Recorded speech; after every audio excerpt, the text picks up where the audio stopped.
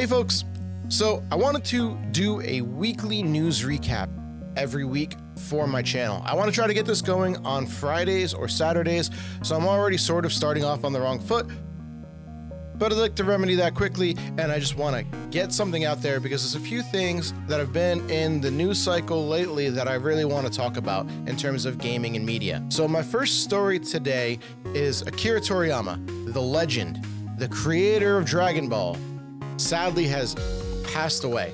His death apparently occurred on March 1st, but it was announced late Thursday night, early Friday morning, depending on your time zone, that he had died from an acute subdural hematoma, so a type of brain bleed. He had apparently been preparing to go in for surgery for a brain tumor, and this sadly took his life far too soon. Akira Toriyama is the creator of Dragon Ball, but he also provided character designs for the acclaimed Dragon Quest series for decades, and he is responsible for the character designs behind Chrono Trigger, which is widely regarded as one of the greatest Super Nintendo RPGs of all time. I got into anime off of Dragon Ball. I think a lot of people did. On those weekday afternoons in Toonami when it ran 5 days a week, Dragon Ball was my jam. It was the first anime that I got into, sort of when I just barely understood exactly what anime itself was. And I think that goes for a lot of folks. It was the gateway into a whole other world and a whole other culture. Toriyama's contributions to pop culture leave an indelible mark on the world, and I think that we are poorer for his absence now, and may he rest in power. In the world of emulation, Yuzu, the popular Switch emulator, has been ordered to be shut down by Nintendo after having to pay a court settlement or judgment for $2.4 million. Their statement on their website, yuzuemu.org, specifies that they are ceasing operations. This probably had to do with the fact that they had a Patreon that was funding some of their development. According to Google, they had more than 7,000 patrons and they were taking in about $30,000 a month to fund the development of the emulator. And Nintendo is notoriously litigious, especially when you are making money off the backs of their product. As some folks are aware, Yuzu ends up in a news cycle whenever a new Nintendo Switch game comes out, particularly a big-name Nintendo game. For instance, when Metroid Dread first dropped, Kotaku infamously published an article borderline advocating for piracy by saying that Metroid Dread itself looked amazing on Yuzu days after it launched. This most likely did not do the emulation development team any favors. You know, even when we look at like prior examples of what is happening with Nintendo and their litigation, Palworld, one of the biggest games of the year so far, that came out that everybody is convinced Nintendo is going to sue them into the Stone Age. Nintendo hasn't taken any legal action specifically against Pocket Pair or the game. And in fact had to release a statement. The Pokemon Company released a statement telling people, yes, we are aware, thank you for telling us that this game exists. We are looking into it. But basically this is a polite way of telling you, please stop telling us. We are aware. It is no secret. The game was in development for years and announced years ago. The only person that they actually took aim at was the one person that was distributing a mod that swapped in Pokemon instead of pals. And they were taking money for it. They were taking donations. So Nintendo came at them very quickly. The strike down of Yuzu seems to be a pretty big blow to the emulation scene, but it seems like Yuzu settled and kind of agreed to concede so that there wouldn't be a legal precedent that could strike out against other emulators in the future. So maybe this is for the best. So in our next story, which is pretty meaty, what on earth is going on with Warner Brothers? They've had like their name in the news cycle for a few weeks now, and I just want to go over a few points. So for starters, a few weeks ago, it got pointed out that Suicide Squad had failed to meet their sales expectations, and even on the metrics on places like Steam, it was doing worse than Arkham Knight, which was released 9 years ago and is a single-player affair. It seems like the response to that means now that WB is moving away, or they've announced that they're moving away from a quote-unquote volatile AAA game market and moving towards more free-to-play and mobile titles. This is kind of a strange conclusion because WB is also the proud owners or the proud publishers of a game that sold millions upon millions of copies. It was the best-selling game in 2023. Hogwarts Legacy sold something like 22 million copies and was a single-player game that didn't have anything by way of recurring revenue. But now they're pivoting towards live service games after their live service game has just failed. Seems like they're kind of trying to chase that Genshin Impact money. A mobile or more free-to-play attempt may be a way of mitigating really high-budget losses or high-budget projects where failure hurts that much more. But in the vein of the internal business change, as they've been citing lately, of pivoting away from some of these sorts of games and moving towards free-to-play and mobile, it's also coming out that Adult Swim Games, which they own, is pulling their titles from Storefronts, and they've notified the developers that use them as a publisher that their games within the next 60 days, sometime within the next 60 days, those titles will be pulled from Storefronts and be completely inaccessible for new purchases.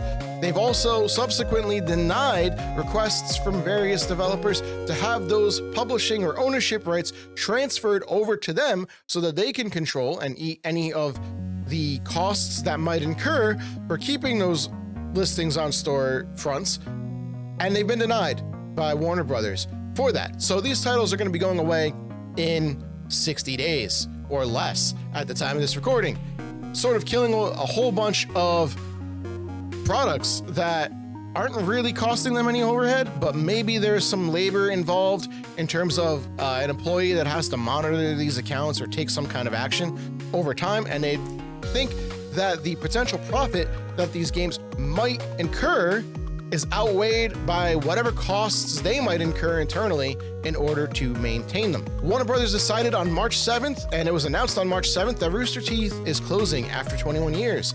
In a lot of ways, Rooster Teeth is sort of the proto-content creator. The Machinima series Red vs. Blue was huge for pop culture.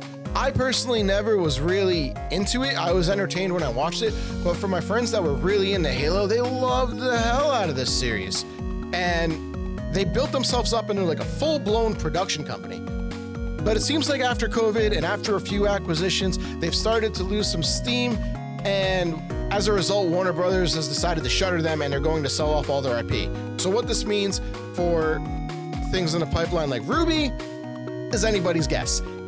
It seems to sort of be in line with their overall direction of just cutting things that they don't think are going to be a profit, like when they cut that Batgirl movie that was fully produced.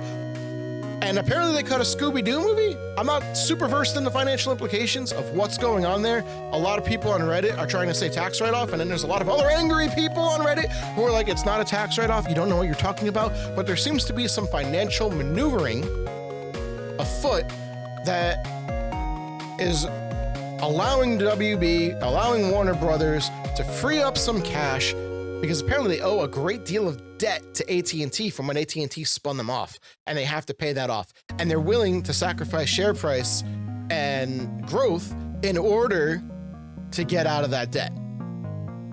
It seems like a pretty scary thing to hear, especially if you're working over in the Warner Brothers area, if you're a studio that's under their umbrella like NetherRealm.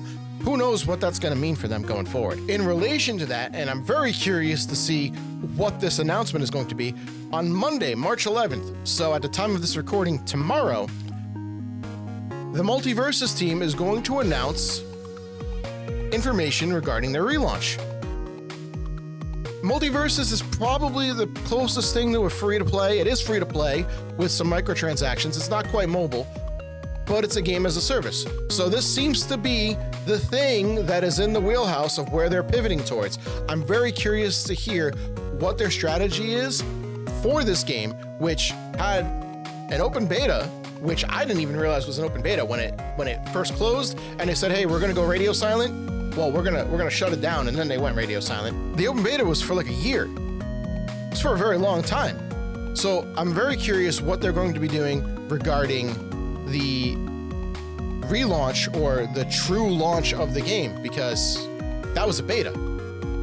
What we hear in that announcement and how we see the months after that launch playing out is going to be very eye-opening to what Warner Brothers' strategy is for their games going forward. In more nostalgic news, a key figure behind Mega Man is apparently returning to the character again. Akira Toriyama, who directed Mega Man's 1 and 2, and is credited with coming up with Mega Man's design alongside Keiji Inafune, he retired from game development in the 90s, but now he's announced a project with Bravewave. Bravewave is a company that re-releases popular video game soundtracks, but apparently some of the projects that Kitamura is going to have his hands in are not music related, and one of them seems to be Mega Man related. So it remains to be seen what this means for the Blue Bomber, who hasn't had an outing since 2018's Mega Man 11, a new outing. He's had compilations re-released, and we all know that the Blue Bomber needs some love.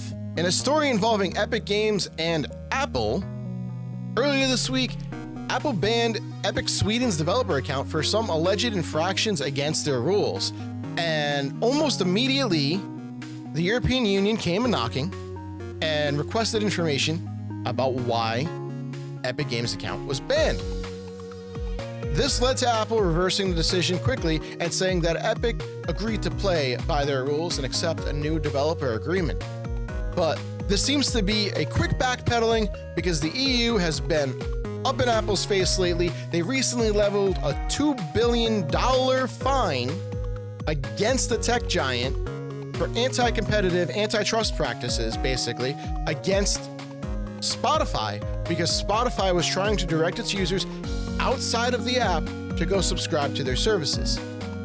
This is because subscriptions that you normally purchase through mobile, such as your Spotify subscription or sometimes a subscription to a Twitch channel, end up costing an extra premium where the platform holder takes a cut. So the Spotify folks are trying to say, hey, wink, wink, nudge, nudge, you can come over here, you can go to our website, you can subscribe to our service for cheaper if you go over here. And Apple didn't take kindly to that. They want you to buy all of your stuff through their storefronts. They get a slice of that pie.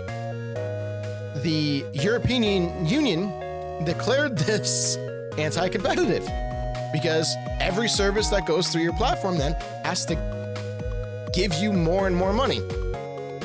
It's very interesting to see how Apple's fight with European Union regulators is going to play out. They're already vowing to appeal the fine. I'm eager to see what Apple's going to do about this. The $2 billion fine scales with the size of the company and what your numbers are. So presumably, the European Union can keep slapping them with these kinds of fines, and they're going to be pretty damning. Finally, in a bit of fun news, PAX East is coming up. At the time of this recording, it is 11 days away. I recently got my 4-day pass. I'm eager to get up to Boston and check out the show, check out the panels. There's a few panels that I want to check out there. There's some retro gaming panels. There's a panel, I believe, on EverQuest, which was the first MMO that I ever played. And I just, PAX East is one of my favorite times of the year. So I'm really looking forward to walking around on the show floor there. But that means that episode of news that week is most likely going to get recorded from my hotel room, which will be interesting. We'll figure out how that's all going to shake out then. So that's it. Those are the stories that I wanted to talk about. I think those were pretty big deals over the course of the last week or two. I want to keep this going every week if I can, have these little fireside chats to just sort of talk about what's going on. And I hope that you'll join me for the next one. So until next time, love and peace, and I'm out.